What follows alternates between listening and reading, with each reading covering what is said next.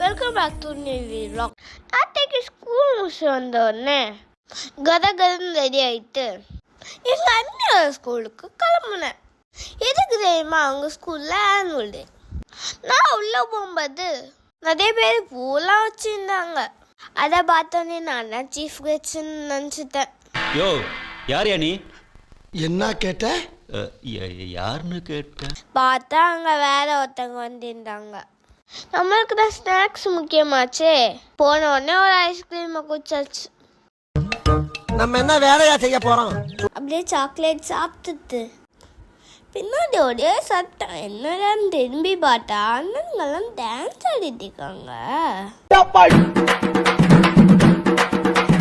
அமுகு டுமுகள் அமால் டுமால்,